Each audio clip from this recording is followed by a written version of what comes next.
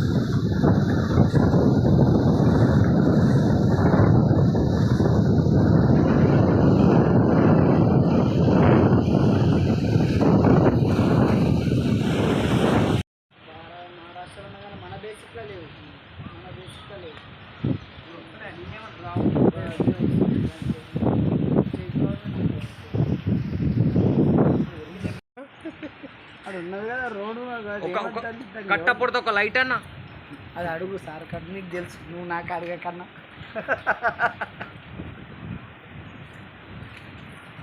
ఇప్పుడు ఎవరు ఉన్నారు గెస్ట్ హౌస్లో?